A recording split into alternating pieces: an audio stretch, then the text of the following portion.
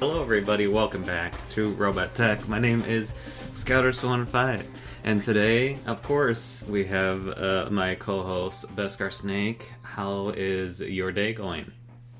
Oh, not too bad, just living life, getting ready to do some robot attacking. Yeah, you changed rooms. I like it. I did. I used to be over there. Oh, wow. Oh, you could. Oh, so the windows to the left of windows, you. Windows right there. Yeah, big. Yeah, we got a little rotation. Look at you. I love it. It's something Obviously different. not fully set up yet. So, but... Well, I like it. Something different, and don't have to look at a hallway of doom. Room of Doom. So it's nice. I'm gonna ship you this big logo. Well, this little thing was a giveaway a long time ago, but this sign right here, it says Scouter75, welcome back to Robot Attack, and I did it as a giveaway because I made 3 of them, and I forgot what happened to the second one, but regardless, somebody won it, and I sent it to somebody, but I'm like, I should have merchandising where the real money from the podcast is made. Sorry. So, anyways, you're welcome for that reference. Nobody will get it. It's fine. Comment below if you understand. Yeah, I was gonna say comment below. And I appreciate you. Yeah, you're welcome. So, I feel like I should send you a welcome back to Robot Attack thing in the back. You got a lot of white space. It needs to be filled. Yeah, we need some fill in there. Yeah, I love it.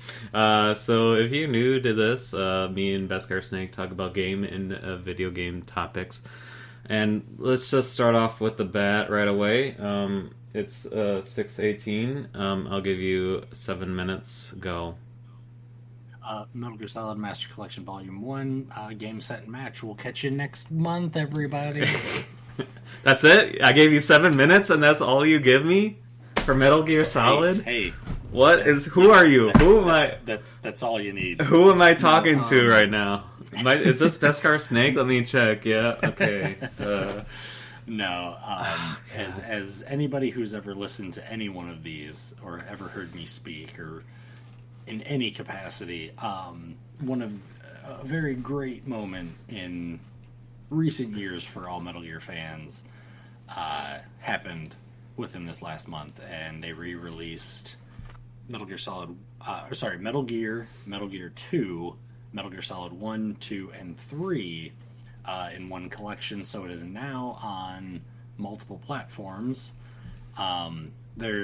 It's kind of mixed in the Metal Gear community of how they handled it. I won't go into that. There's plenty of videos out there from a lot of Metal Gear content creators that they can speak more to that. But it's a great way for anybody who has never played the games and was interested or anything to get a whole bunch of them in one go. It's just a good collection. You can start chronologically with the original. They offer a bunch of different languages for you to be able to play in.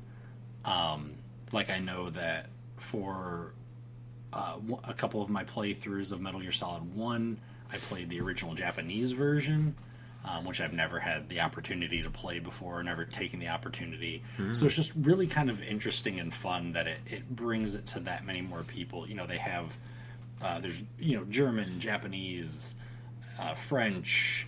I think there's some other languages in there, but just to help get Metal Gear and Metal Gear Solid out to more platforms, into more people's hands. Xbox, PlayStation, Switch, PC. There's hope. I know we've talked about this, and other people have speculated with it being the Master Collection Volume 1, that there is a very real possibility that they are working on a Master Collection Volume 2, which, if that is true, and it were to have Metal Gear Solid Peace Walker, Metal Gear Solid 4, and Metal Gear Solid 5 on it, potentially other ones, a few of the more obscure ones. But the big thing about that and the potential for that is currently Metal Gear Solid 4 is locked to the PlayStation 3. So the only way to play it without emulation, which even some of the emulators, they're getting better, but it's still difficult.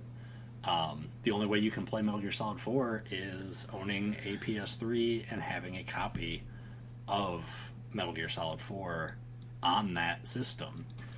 So the idea that, and that one's my favorite. That's my favorite Metal Gear Solid. That's my favorite game of all time.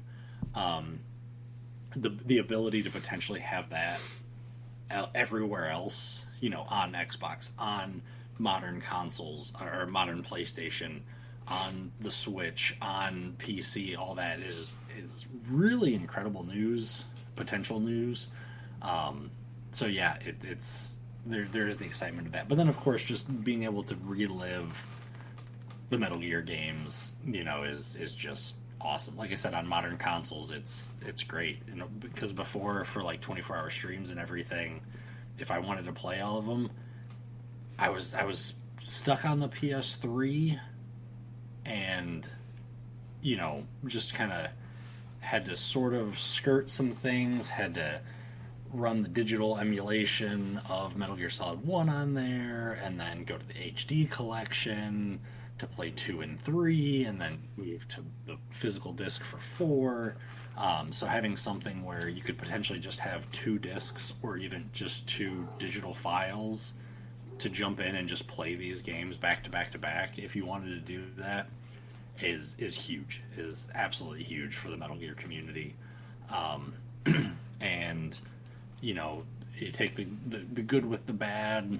Some of the issues that people have been having with the collection, they've been patching. There is actually just another patch released today, kind of on that road to potentially making the experience better for everyone. But yeah, overall, I couldn't be happier. There's finally PlayStation trophies for Metal Gear Solid 1 for the first time ever, and for Metal Gear. You want to get all of them? I am actually currently 1 trophy away from getting the platinum for Metal Gear Solid 1. Yeah. The most tedious part of that is the VR missions, which is the last one that I have, because I don't even remember how many VR missions there are, but there's a lot that you've got to beat. But yeah, really close on that. And yeah, I can't wait to get done with this so I can get back to gaming, because someone drugged me away from it, because they're they are who they are. I was gonna say I'm surprised I got you in for a podcast, because I was half expecting, like, I made this joke earlier with Beskar. I was like, man, I'm lucky if I'm gonna make an appointment to schedule a podcast with him, because I'm gonna take an hour away from him not playing Metal Gear Solid, and you haven't tweeted in like a month. You haven't. I'm surprised you streamed on game day, because it's like, I don't know, I was expecting Metal Gear Solid. I was trying, but I didn't plan well enough, and it had been a while since I had streamed from the PS5 on PC, so I didn't bring the right equipment for that. I seriously considered on another monitor playing the Master Collection as we were recording this, but I thought I'd be nice and give you my undivided attention. Hang on, I appreciate it. Boss, yeah, I was saying you have it on the background, like I should yeah, have. Scouter, yeah, we're good. But we're good. But yeah, so my month playing games was obviously mostly Metal Gear Solid. As Scouter mentioned, it was game day for Extra Life, and oh my god, can we please talk about Counter-Strike? Jesus Christ. Can we? I'm so mad. I'm done. Sorry, thank you. Thank you for your time. I don't know what game he's talking about. I've never heard of this. Even Jabberwocky's like, what the heck? Oh my god. So, me and we discovered, well, I'm sure other people have discovered, me and Beskar Snake played, if you guys don't remember, together. We streamed Counter-Strike together. One of our favorite games in Counter-Strike is Gun Game, where if you're not familiar with Counter-Strike, who are you? But second of all, if you're not familiar with Gun Game, which I understand that one, is you kind of start off, they used to do, you start off with a low gun, like a pistol or whatever, and you kind of, every certain amount of kills, let's just say 1 kill for this example, every 1 kill you get, you advance up to a different gun, whether it's a like semi-automatic or it kind of moves up until I think the last one is a grenade or knife, depending. Let's just say a knife. You gotta knife somebody, which is pretty hard to do. If you knife somebody, you actually level up 2 levels.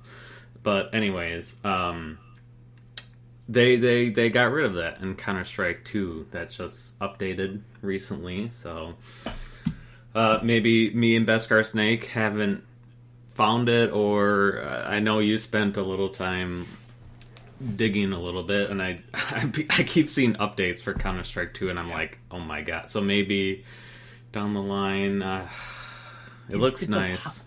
It's a popular enough mode that, because I remember playing what I believe was the original gun game in Counter-Strike. I think it was Source. It might have been in 1.6. No, I think it was in Counter-Strike 1.6.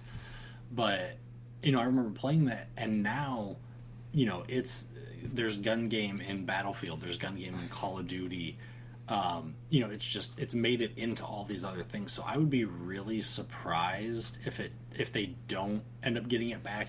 I read a little bit about it, and I think it has something to do with gun game was originally like, I don't think it was a mod, but I think it was like a community created thing. And not all of that has made it over into Counter-Strike 2 yet. Okay. I think. Don't quote me on that. Okay.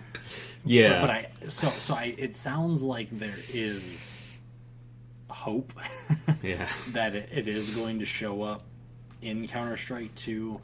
Quick side note, I will say in Battlefield 2042, is the most interesting version of gun game that I've seen, because in that game they do a lot of modes and you can play like sort of older Battlefield maps and everything.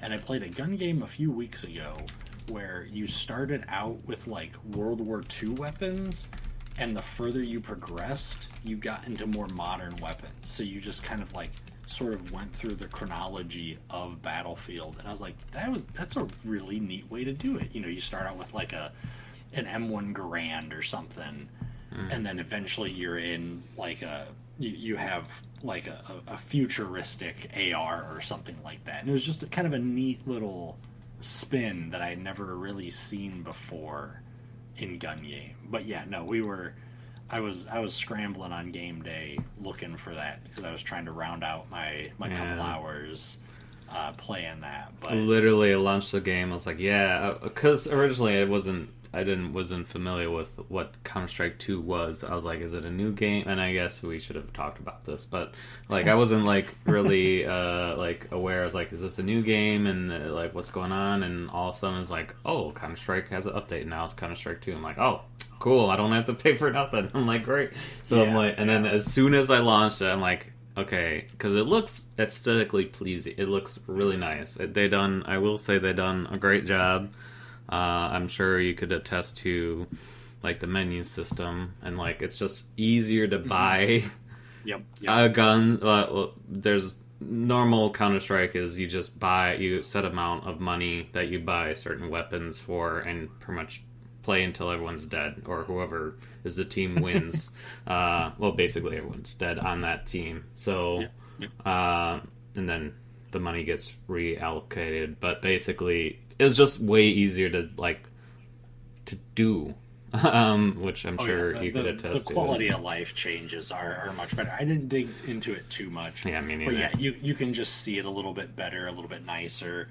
They kind of spell it out. Just it's a little bit easier to kind of, if you're playing. I haven't played ranked Counter-Strike in years, but it seems like if you need to kind of sort of plan out what you need to buy as quickly as possible, it seems like you can see that a little bit quicker and make those decisions a little bit easier. Like you can see, oh, I can afford 2 grenades, this, that, and that, because you can just kind of see it all laid out.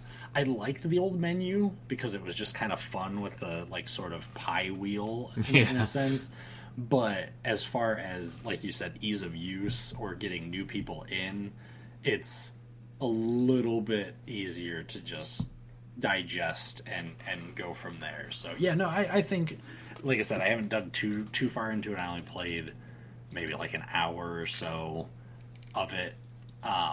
But yeah, so far, I mean, like you said, it looks great. It handles like Counter-Strike. If you've played Counter-Strike before, you're not going to go, "What is this game? I've never played this. I don't know what's happening." But no, it's fun. It's fun. I want to get back to it, but I really want to get Gun Game back in. Yeah, I'll come back when Gun Game's back, and we'll do a rematch or something. I did play the regular matches, and I was just like, I'll come back to you. I'll come back. But I literally just uninstalled it because they're just giving too many updates right now, and I'm like, I cannot. No. They're like giving like an update every week, and it's ridiculous. Man. Anyways, real quick, I just wanted to say a few things I played this month. So Sea of Thieves has come out with Season 10. They delayed, I don't know if we talked about this, but they delayed it pretty much earlier this month, or last month, kind of in between. Regardless, it just came out, which a lot of people, it fell short for. Because they delayed it, and which I don't understand why people are mad, but I'm just telling you the news. It is what it is. I mean, from it being delayed, a lot of people were disappointed with the Season 10 update. Because I do follow Sea of Thieves community a little bit, they do, I think their like main concern was like cheating in that game, which is tend to happen, but that's with any game. But like, I feel like there should be a better reporting system, like in Fortnite. Like if I die and I clearly cheating, it could list who it was, Beskar Snake, what the boat was, because like I'm not gonna write down Beskar Snake was cheating, like so. I'd like to see that, because in Fortnite, when you get killed, you can click, oh, this is the person that killed you and who eliminated you. Here's a team, and that you could report the team if you want. You could report just the person. So I personally would like to see that. But anyways, a lot of the community was a little bit disappointed. So me and Unbounded played Sea of Thieves, because also I will say they kind of moved in a little bit of a direction of anti-cheating, in terms of you can now, it won't be until December, but pretty much next month, it will be, you could play calmer seas. So if you don't want to be attacked or anything, you could play that. However, you get lesser money for it, which is, for some people, that's great. So, like, me and Unbounded, like, we just want to play and don't want to, like, obviously for, like, streaming for charity, obviously that's fun to, like, get sunk, and that's part of the game. But, like, little just one-off one-stream events that we don't want to be destroyed, then probably safe. Like, the other day when we played it, we just fished. And we didn't even, it took, like, an hour to get to just fishing because we wanted to go to an island, but we got spawned with skelly boats, so that would have been nice to not interact with that, because they'll chase you forever basically.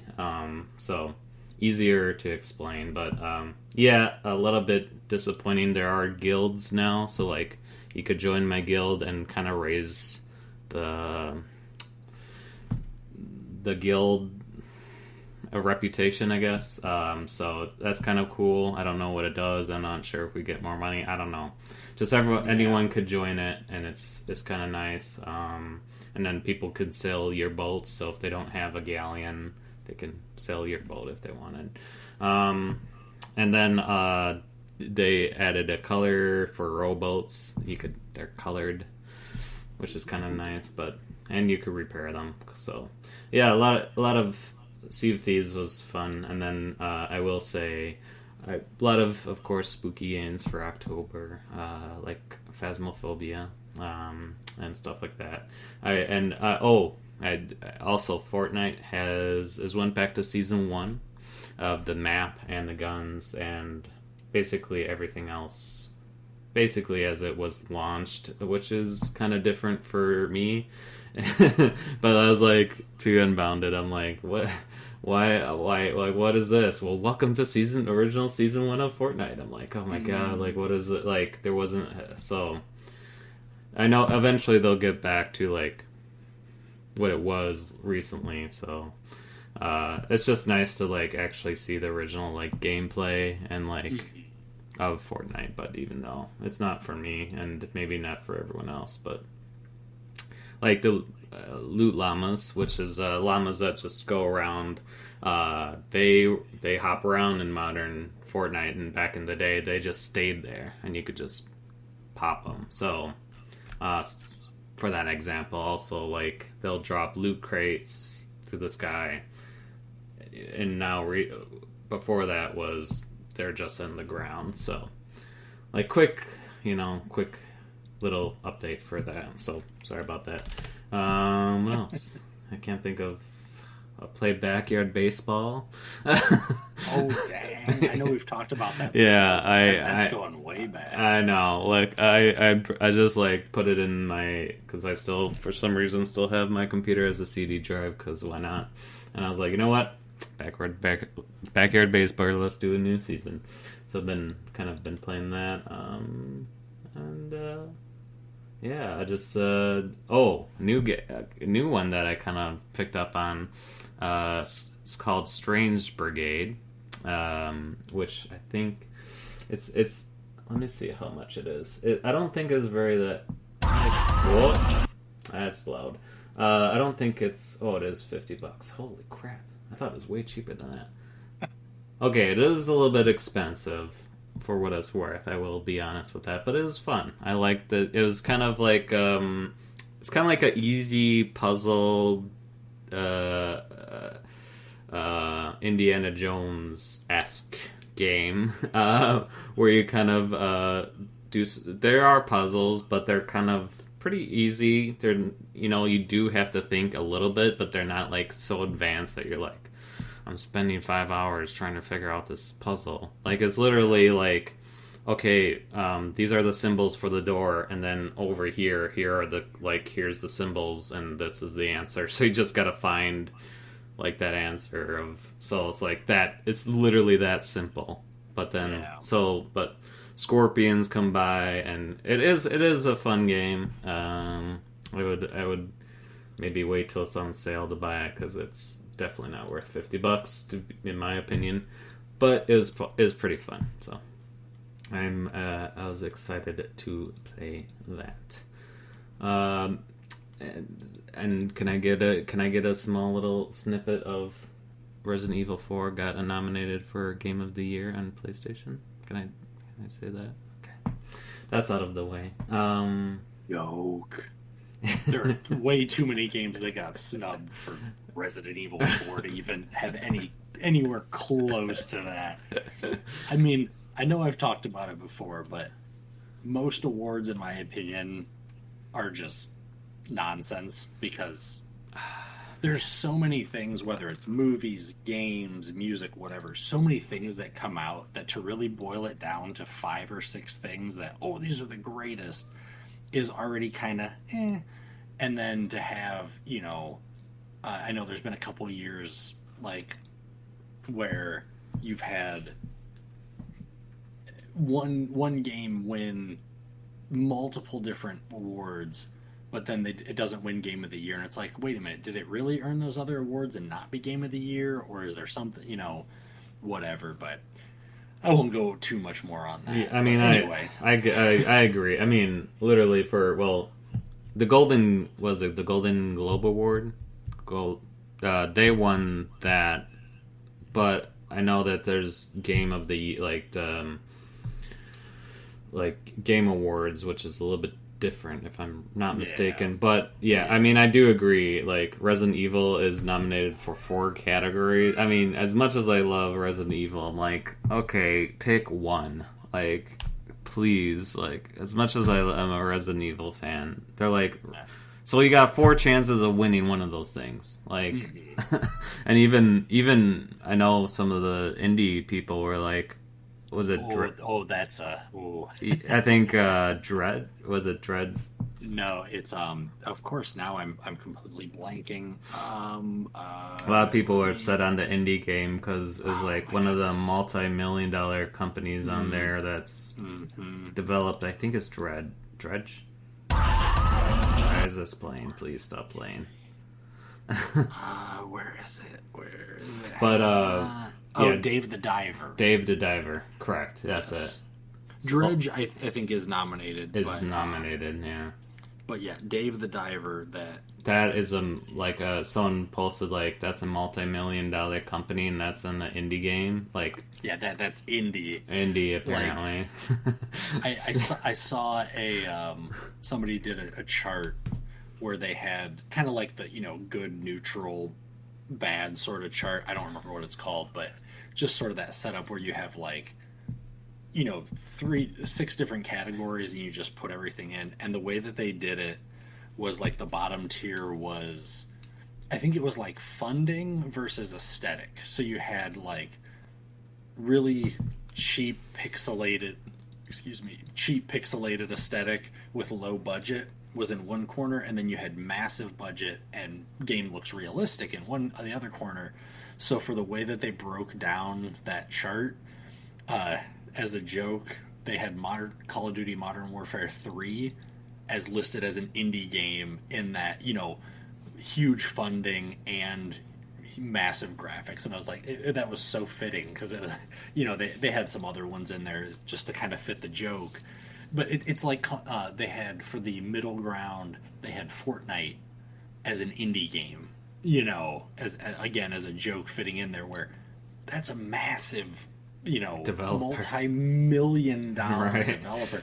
That's not 2 people sitting in their apartment just coding away, to put out this game. Like that's just kind of, come on, like yeah, you've got to be smart. And I just can't wait till the Steam one. It's just like the same thing. I mean, maybe it's right, but man, I'm just so disappointed in voting every time. It's like, you can't tell me this game didn't win. Like, there's no way. It's like, I don't know if you remember, like, Nickelodeon, like, and they still apparently do it. Nickelodeon's Choice Awards. It's like, I just like watched it because of course I'm not watching it anymore. But I watched a YouTube video of saying like, there's no, like, it's rigged. Like, SpongeBob has won, like, the most best animated for 12 years or something. I'm like, that makes sense. But it's like, and they don't allow any other,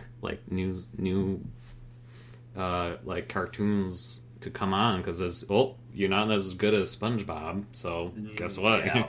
And, like, so, such similar situation on that. It's like, man, I'm just done with, like, I'm done voting for, like, I'll vote, for the awards, but that's like, man, why do I even, I'm not gonna even be disappointed anymore if my game doesn't, like, the game I want to win doesn't win, and, like, you know what?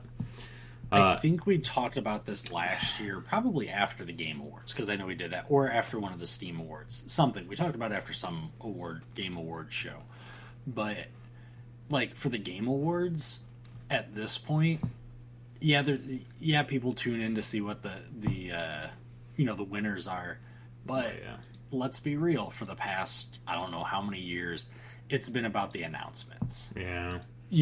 Everybody's looking to see, what's the new games that everybody's going to showcase? Okay, we're going to see this. We're going to get something Call of Duty, even though it's already out. Yeah. We're going to see that. We're going to see, here's a little snippet for Battlefield. Here's a little snippet for, this, that, and the other thing. But yeah, most people now tune into the Game Awards not to see the awards. They don't even show half the awards. They don't even show a fraction of the awards. Right. They do a quick little 30-second segment and say, hey, these were the nominees. Tic-Tac-Toe won. Cool, let's get back to the announcements. Right. It's become the new E3, basically. Yeah. Or, the new Tokyo Game Show, or just some of these other big developer conferences. But yeah, it's to showcase games that have won or whatever. But it's really about the announcements, Yeah. Like, Yeah, I mean, to be fair too, some of the game, like even the Steam like awards, like I do check out like the nominees and do check out the winners. Like, you know what? Maybe I will check out like the trailer because like it seems like a good game. Like, yeah, it's not nominated just because like clearly people are watching this and want to play it. So it's like, okay, maybe I should play it and try to give it a go, like Modern Warfare.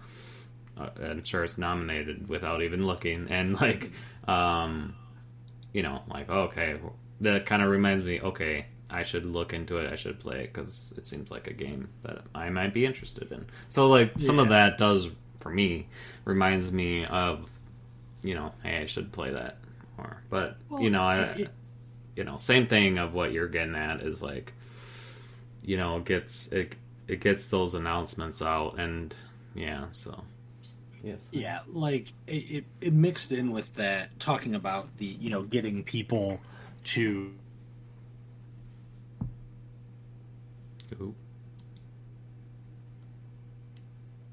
for the games that maybe you haven't heard of, maybe you haven't looked at.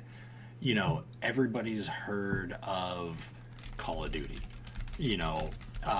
One of the games I've been playing also recently that I forgot to mention, Spider-Man 2.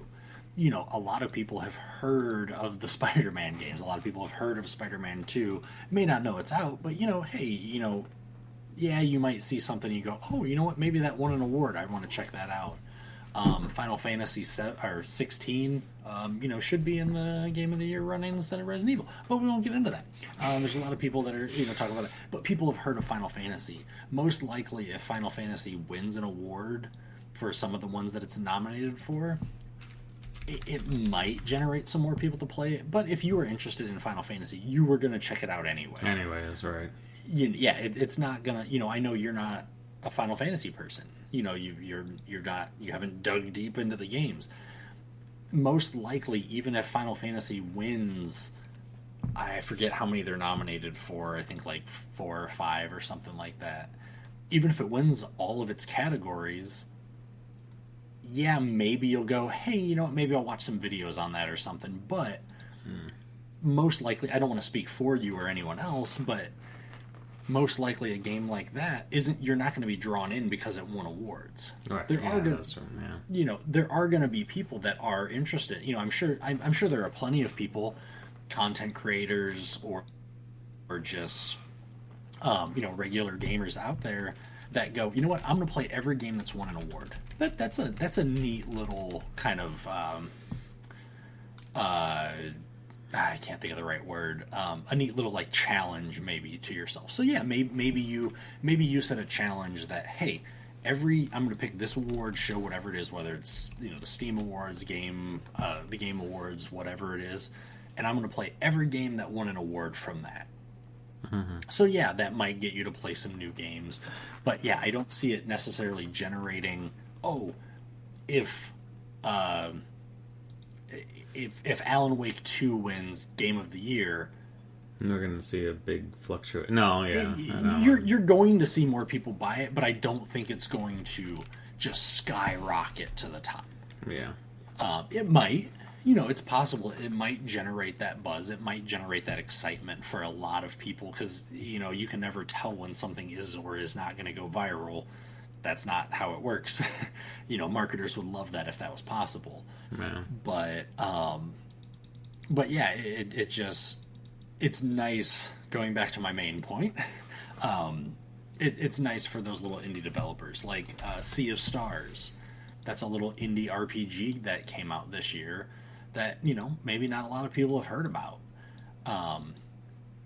But it being nominated even alone is going to get more people to go, hey, maybe I'll go check that out. If it wins something, if it wins Best Indie Game, there might be a lot more people that go, oh, I love turn-based RPGs. Let me give that one a shot. Let me check that out. And that's nice for them. It's not, all of the games nominated for Game of the Year, they're not little tiny developers that nobody's heard of. They're not little tiny games that nobody's heard of. Yeah. So yeah, it's good, if for nothing else, for those indie developers, for those smaller companies that may not have the easiest time getting the word out there about their games in the massively overfilled ocean of, the modern gaming scene. Yeah. I mean, I'm at this point where it's like, I'm like I mentioned, I'm done with the awards and stuff. Like, I rather watch like today. I didn't announce this earlier, but I'm doing it now.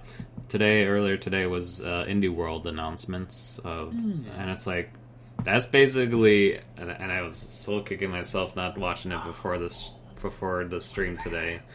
Now I'm dating the podcast, and so, but you mean that thing that happened 3 months ago, Scouter? That you're just producing this podcast now? Yes, I can't believe you didn't watch that yet, man. I thought especially, you were the indie guy. Yeah, I am, but man, I'm kicking myself because I wanted to watch it, and then like they posted on YouTube, like the whole thing, and I'm like, well, okay. But I'm like, there's no way I could watch this before the podcast today, but I forgot that was today. I remember seeing it. For some reason I was thinking it was tomorrow. But yeah.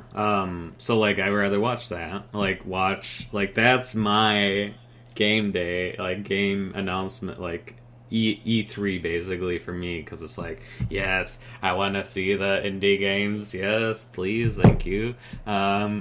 And Wholesome Games is another one. I'm not sure. I think Zach Fierce kind of mentioned it in our podcast, but the Wholesome Game Award, like Wholesome Games, also is another one that they do they do announcements on. They do their own yearly.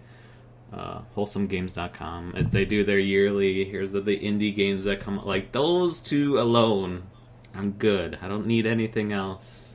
And yes, I'll watch E3 and stuff like that, but I'm not going into there going like guns a-blazing, like I'm ready to pick up another game today. I rather go through Indie World and Wholesome Games announcements for me, and because I love indie, so take that with whatever you have in terms of whatever you like, whether for you Beskar Snake, makes sense for you to watch E3 because you play PlayStation games probably more than Steam games, so like that makes more sense to you versus like somebody like me who I will watch it, but I'm not gonna be like, oh yeah, Battlefield 65 million, let's go. Like, wait, you've seen the trailer for Battlefield 65 million? Yeah. Oh my god. I got early access. So, speaking of indie, really quick, fun little game that I picked up in a bundle that I played on game day and beat.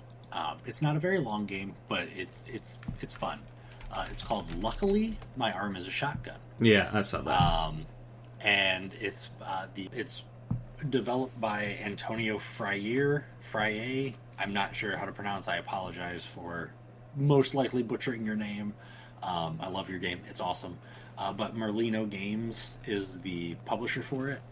And if you go check them out on Steam, they have just a couple other sort of indie fun games. One of them, the main one that I got, the bundle that I got, or that I bought, that included Luckily My Arm Is a Shotgun, is a game called No Sun to Worship.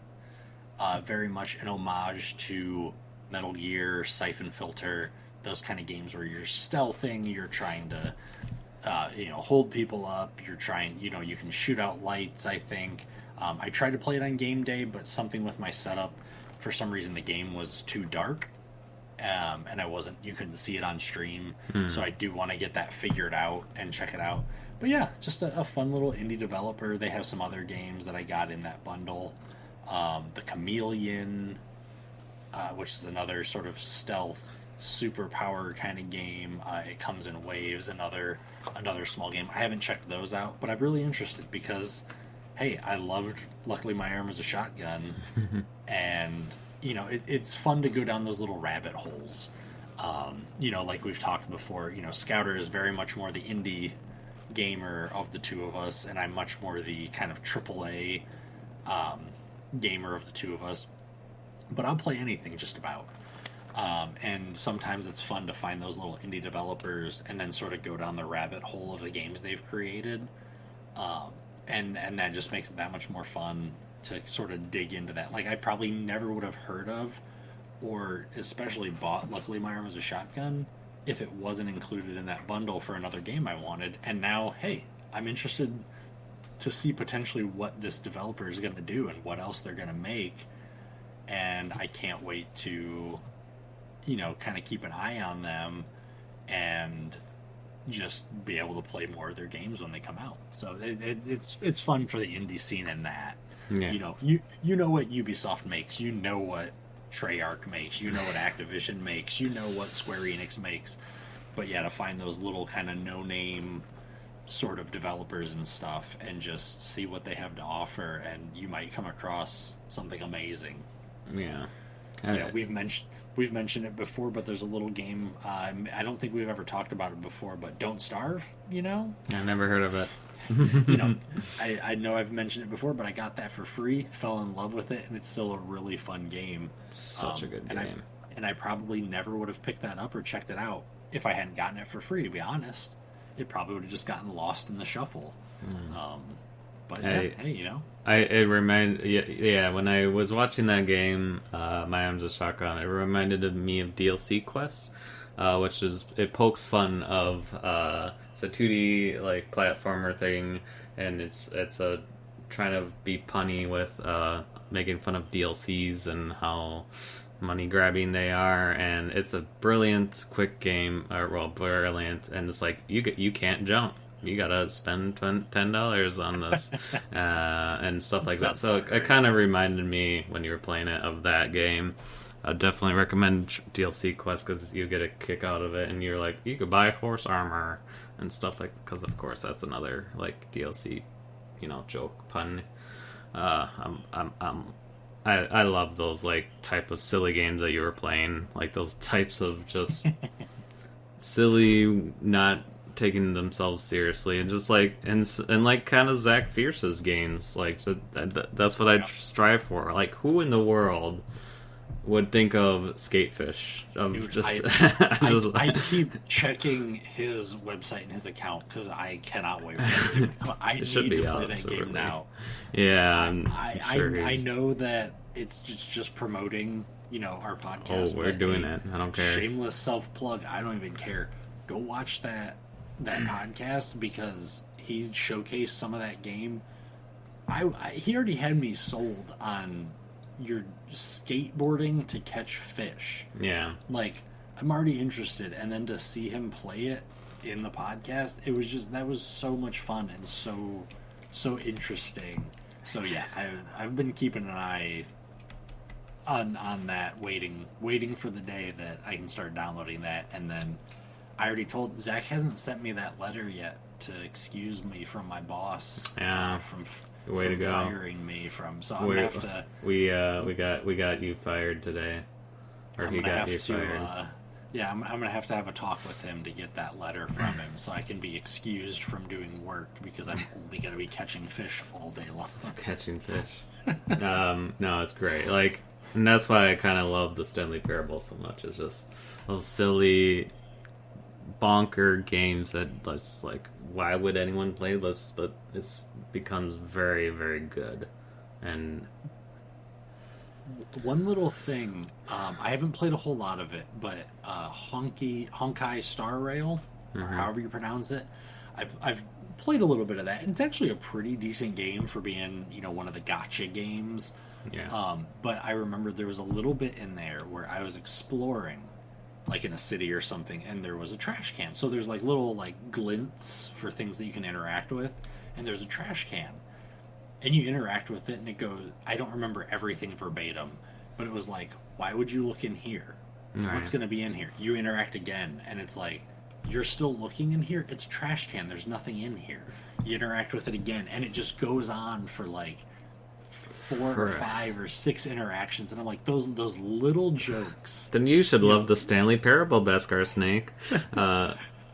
See, I played it. I beat it. One of the paths. I haven't beaten it every which way. Mm-hmm. I've beaten it a couple times, but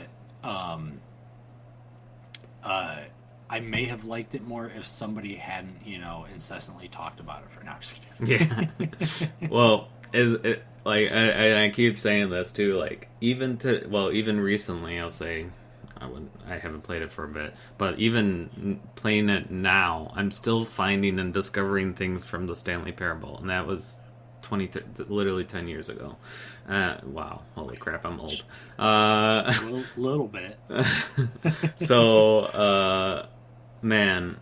Oh, no, yeah, I think they posted today, and I said that to Can Sandwich, who I found through actually he's one of my friends I found through Blake Robinson, who does the music for it, and he did live streams, and I met Can Sandwich through that, and I said, man, it made me feel old today when they announced Stanley Parable was 10 years old. I'm like, Jesus. I'm like, where has the time gone? It makes me and Can Sandwich, feel old, and anyways, it's just, yeah, I love indie. More indie games. More. Cool. Yeah, that's good. I'm feeling up for it. Literally, we're at the end of the year, so next month we're gonna be wrapping up our goals again and seeing what game of the year is this year. I think I know what mine is. I'm not gonna spoil anything, but. You saw the Master Collection. Oh, yeah. Shoot. I just... You got it. How did you guess? No. You can't say it now. Come on. You gotta get people to listen to our podcast. I think this is... apologize. I'm not sure. Hopefully I do it in edit, but apologize in advance for any errors today. It's a little weird today. I don't know what you're talking about. But apologize about that. I'm not sure what's going on today. The internet. But... I appreciate Beskar Snake. Thank you so much for stopping on by again, as usual. Check out Beskar Snake. He streams on Twitch, and he's on Twitter. Well, now X, but no, we're just calling it Twitter. Wait, we're calling it Twitter. I don't care. He's on Twitter. Beskar Snake.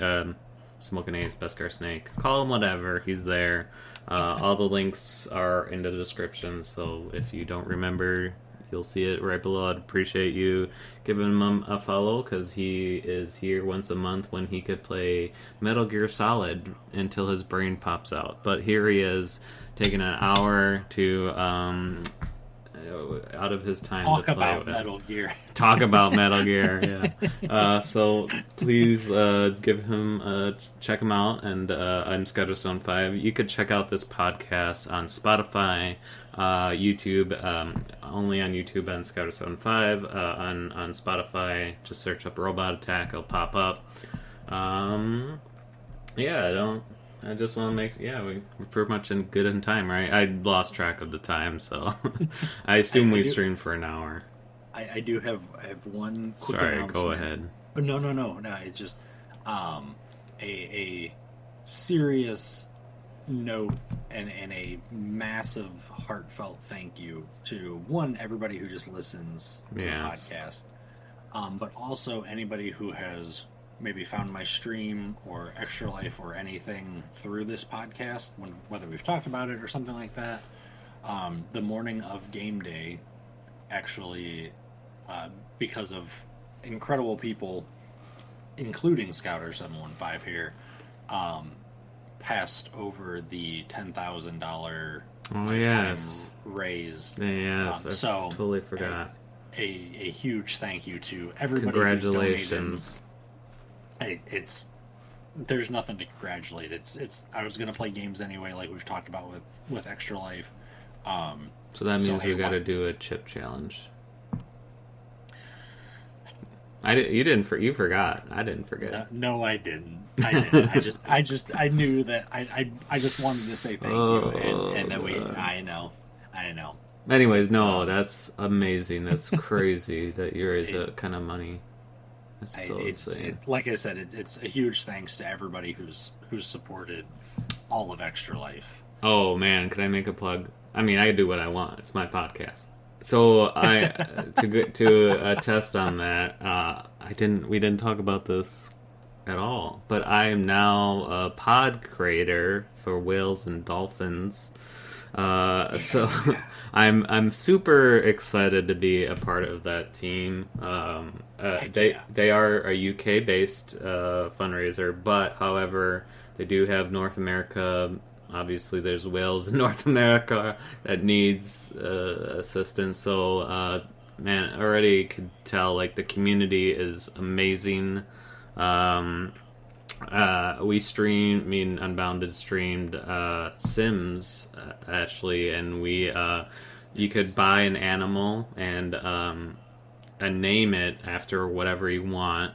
And we had to take care of it, and it got ridiculous. We had to even hire a hand, like a farm hand, and even that was just overwhelming of how many animals, because people were stupidly generous.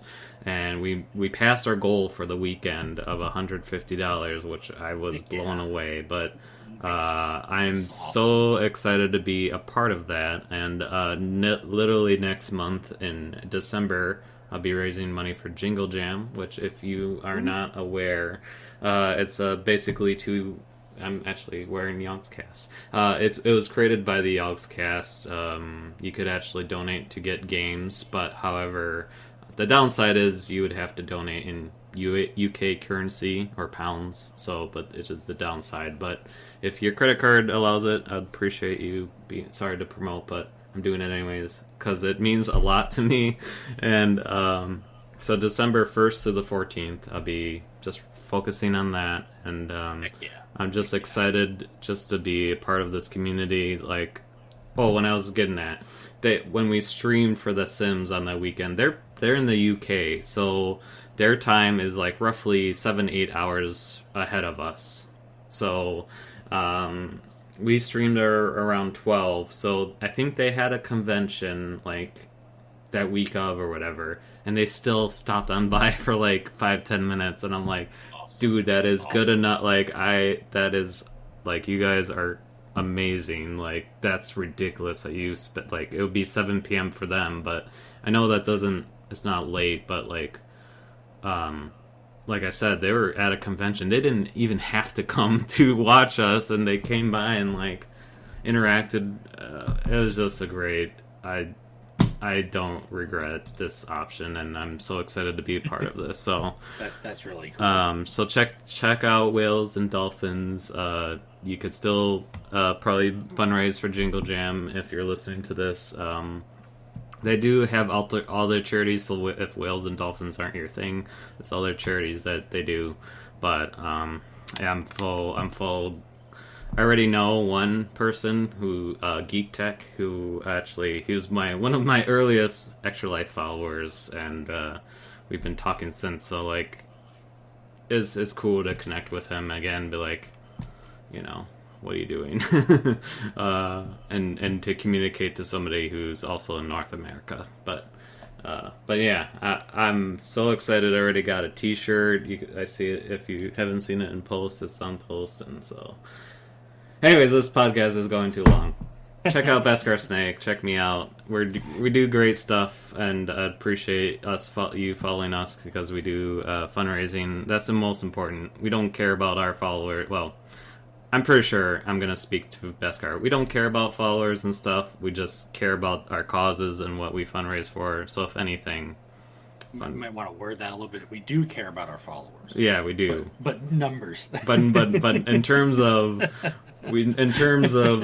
yes, please follow us, because in terms of our fundraising aspect, I'd rather you donate to or be a part of our teams to fundraise, because it's a lot of fun. It's a lot of fun to do. And for most importantly, subscribe to our podcast. most importantly. No, follow us on podcasts. That's free. That's free. Yes, yeah. Can't do any of that. Follow us. Donate. Fundraise. Tell a friend. That's it. Anyways, enough plugging. Thanks so much, Beskar, for joining me again. And I'll see you guys next time. Bye, everybody. Bye.